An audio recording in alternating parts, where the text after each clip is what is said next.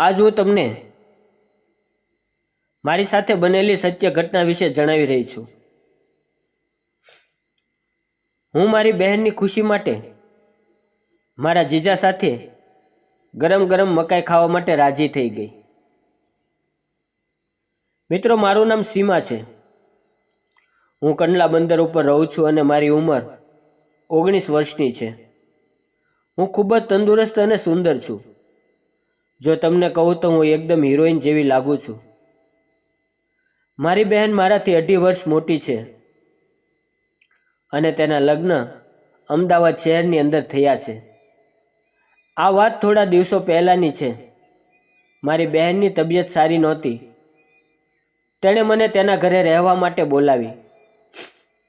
જ્યારે હું અમદાવાદ પહોંચી તો મને મારા જીજાજી પોતાની કાર લઈને પિકઅપ કરવા માટે આવ્યા અને જ્યારે હું ઘરે ગઈ તો મારી બહેન ખૂબ જ ખુશ થઈ ગઈ. જીજાજી મને ઘરે મૂકીને કામ ઉપર જતા રહ્યા. હું મારી બહેનની સાથે બેસીને ચા પીતા પીતા વાતો કરવા લાગી. મારી બહેને કહ્યું કે તેની અને જીજાજી વચ્ચે ઝઘડો થઈ ગયો છે, એટલે તે થોડા દિવસથી એકબીજા સાથે બોલતા નથી. તો મેં તેનું કારણ પૂછ્યું. મારી મોટી બહેન કહેવા લાગી કે તારા જીજાજીને રોજ ખટારો હાંકવા જોઈએ છીએ અને જ્યારે જ્યારે તે ખટારો ચલાવે છે ત્યારે મારી હાલત ખરાબ થઈ જાય છે. જો તમને મારા જીજાજીની વાત કરું તો તે ખૂબ જ તંદુરસ્ત અને પહાડી માણસ છે. તેની અંદર ખૂબ જ તાકાત ભરેલી છે. મેં હસતા હસતા મારી બહેનને કહ્યું, મોટી બહેન, તને રોજ સ્વર્ગનું સુખ મળે છે તો પછી તું શું કામ ટેન્શન લે છે? તો મારી બહેન કહેવા લાગી, તું હજી સમજતી નથી. ખરેખર વાત એમ છે કે મારા ડેમની અંદર ઇન્ફેક્શન થઈ ગયું છે. એટલા માટે ડૉક્ટરે મને થોડા દિવસ માટે આ બધી વસ્તુઓથી દૂર રહેવા માટે કહ્યું છે.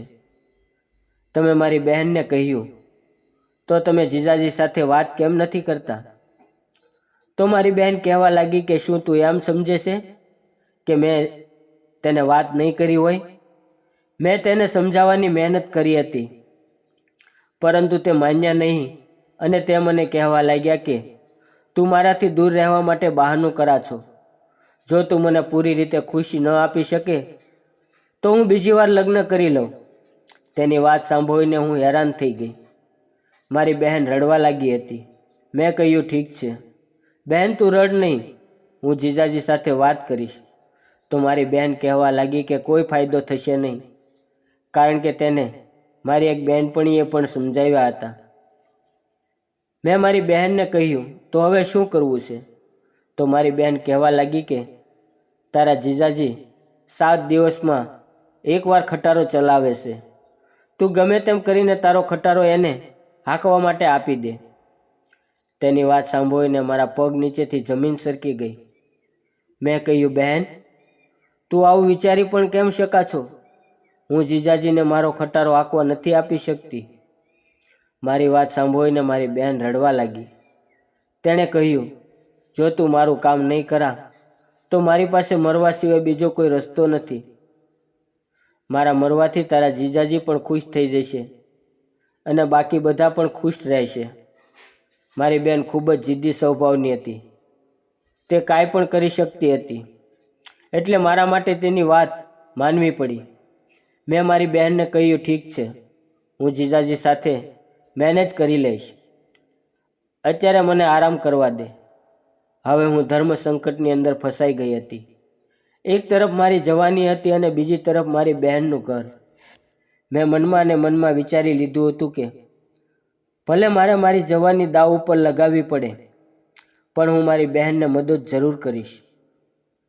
મારા મનની અંદર ડર પણ લાગી રહ્યો હતો, કારણ કે મેં આ પહેલાં ક્યારેય કામ કર્યું ન હતું. આરામ કરીને હું સાંજે 7 વાગ્યે બાથરૂમમાં નહાવા માટે ગઈ. ત્યારે મારી બહેનના રૂમમાંથી અવાજ આવી રહ્યો હતો. મારા જીજાજી મારી બહેનને કહી રહ્યા હતા કે આજે તું મને ખૂબ જ ખુશ કરી દે. તો મારી બહેને કહ્યું, ઠીક છે મારા રાજા, આજે જમ્યા પછી આપણે લોંગ ડ્રાઈવ ઉપર જઈશું. મારી બહેનનો જવાબ સાંભળીને જીજાજી પણ ખુશ થઈ ગયા અને આનંદમાં બકી કરવા લાગ્યા. 8 વાગ્યે અમે બધાએ સાથે ભોજન લીધું અને હું મારા રૂમમાં આવી ગઈ. મને નીંદર આવી રહી નહોતી. હું મારા રૂમની અંદર આમથી તેમ ફરી રહી હતી અને હું મારા જીજાને કઈ રીતે મહેનત કરાવીશ તેને વિશે વિચારી રહી હતી. રાતના 10 વાગી રહ્યા હતા જ્યારે મારી બહેનનો મેસેજ આવ્યો. મેસેજની અંદર લખ્યું હતું કે કબાટની અંદરથી નાઇટી લઈ લે અને પહેરીને મારા રૂમમાં આવી જા. મેં દીદીને કહ્યું, બહેન મને ખૂબ જ ડર લાગી રહ્યો છે. તો મારી બહેને કહ્યું, ડરવાની જરૂર નથી. મેં તારા જીજાજીની આંખો ઉપર પટ્ટી બાંધી દીધી છે અને તારી સાથે હું પણ રહીશ. મેં મારા બધા કપડાં ખોલી નાખ્યા અને મારી બહેનની લાલ નાઇટી પહેરીને હું તેના રૂમમાં ગઈ. ત્યાં જઈને મેં જોયું તો મારા જીજાજી પલંગ ઉપર લાંબા થઈને પડ્યા હતા. તે બિલકુલ એમ જ હતા.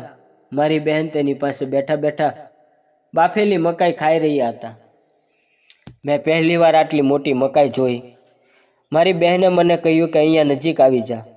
હું નજીક ગઈ એટલે મારી દીદીએ જીજાજીને કહ્યું કે હવે હું આ મકાઈ પૂરેપૂરી ખાઈશ. તમને કોઈ તકલીફ તો નથી ને? તો મારા જીજાજી બોલ્યા, ના તું ખાઈ જા, હું પણ તૈયાર છું. મારી બહેને મારા મોઢામાં એક પટ્ટી બાંધી દીધી અને મને મકાઈ ઉપર બેસાડી દીધી. હું ખૂબ જ ડરી રહી હતી કારણ કે મકાઈ ખૂબ ગરમ હતી, પરંતુ હું કાંઈ બોલી શકું તેમ નહોતી કારણ કે મારી બહેને મારા મોઢા ઉપર પટ્ટી બાંધેલી હતી. મારી આંખોમાંથી આંસુ પડવા લાગ્યા. મકાઈ ગરમ હોવાને લીધે મને દર્દ થઈ રહ્યું હતું. થોડી વાર પછી મકાઈ ઠંડી પડી ગઈ અને હું તેને પચપચ કરીને ખાવા લાગી. અને મિત્રો, પછી આગળ શું થયું તે જાણવા માટે વિડીયોને લાઈક અને ચેનલને સબસ્ક્રાઈબ જરૂર કરજો. ફરી મળશું આવતીકાલે એક નવા વિડીયોમાં. ત્યાં સુધી આવજો. અને જતાં પહેલાં દરેક મિત્રોને નમ્ર વિનંતી છે કે એક સબસ્ક્રાઈબ કરતા જજો. ધન્યવાદ.